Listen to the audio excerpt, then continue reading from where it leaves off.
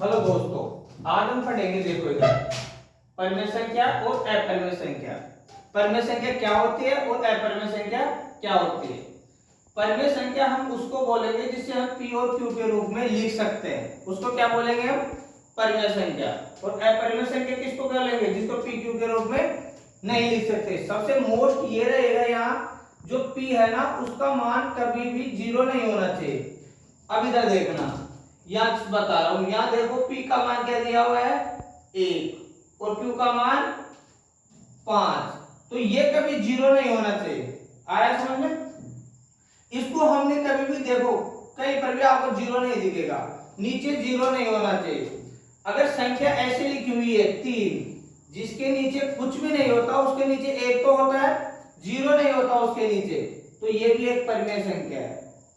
एक चीज और बताते हैं आपको, इधर देखना, परिमेय संख्या के प्रकार कितने हैं। देखो ये दो प्रकार के होते हैं, एक तो शांत आवर्ती और एक अशांत आवर्ती। शांत आवर्ती क्या होती है, इधर देखना, जब हम किसी संख्या में भाग देते हैं और वो संख्या पूरी पूरी कट जाती है ना, उसको तो बोलेंगे शांत आवर्ती। और वो संख्या जब पूरी पूरी नहीं कट रही पॉइंट के बाद भी, और वही संख्या बार बार आ रही है, तो उसको बोलेंगे हम अशांत आवर्ती। इसका मतलब इसको हम ऐसे भी लिख सकते हैं, यानी ये भार, अगर किसी चीज के ऊपर भार लगाई गई है ना, तो वो क्या होगी, परिमेय संख्या। इधर ऐसी नहीं आएगी, इधर मात्र चलेगा अशांत अनावर्ती। यानी अगर हम किसी संख्या में भाग दे रहे हैं और वो संख्या अनावर्ती तक चल रही है, इस तरह ही चल रही है, बल्कि ये समान नहीं आ रही। जैसे हमने भाग दिया और कोई संख्या ऐसे चलना शुरू हो गई, 3.1 4 1 5 9, और ऐसे ही चल रहा है, आवृत्ति नहीं हो रही बार बार एक ही अक्षर की, तो उसको हम क्या बोलेंगे, अपरिमेय संख्या। अब यहाँ देखो अपरिमेय संख्या कौन सी होती है। आप 1/5 को परिमेय संख्या बोल सकते हो। 0/5 को देखो परिभाषा पढ़ना, जिसको हम p/q के रूप में लिख सकते हैं। q 0 नहीं होना चाहिए, यहाँ पर q 0 नहीं हुआ ना, हमें ऊपर 0 मिल सकता है। p का मान आप 0 ले सकते हो, बल्कि हम q का मान 0 नहीं ले सकते। इसका मतलब ये कौन सी संख्या हुई, परिमेय संख्या। ये माइनस में कोई भी संख्या चलेगी, वो भी क्या होगी, परिमेय संख्या।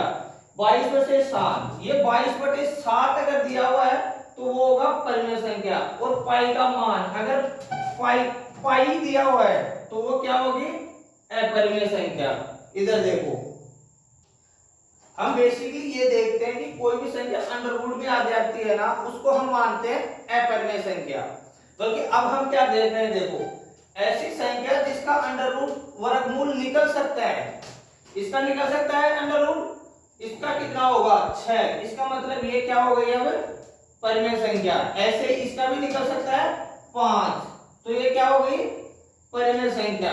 यहां देखना, अब 0 1 2 3 अनंत तक अगर जा रहा है तो वो परिमेय संख्या होगी। इधर माइनस में भी आ रहा है तो परिमेय संख्या।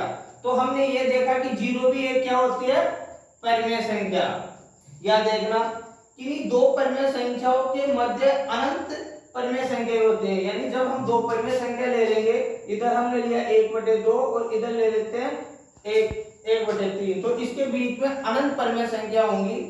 इधर देखो, दो परिमेय संख्याओं का योग परिमेय संख्या निकलेगा। इधर दिखा दिया मैंने, परिमेय प्लस परिमेय, दोनों परिमेय निकलेगा। अपरिमेय को परिमेय से जोड़ेंगे तो आपका अपरिमेय आएगा, अपरिमेय को अपरिमेय से जोड़ेंगे तो आपका परिमेय आएगा।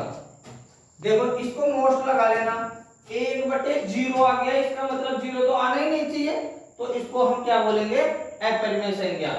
अब कल आपको देखना है, इसको याद करना है और बताना है कि एक ये क्या होगा, ये क्या होगा, पाई क्या होगा, कमेंट में लिख के भेजना है। √27 क्या होगा, √25 क्या होगा,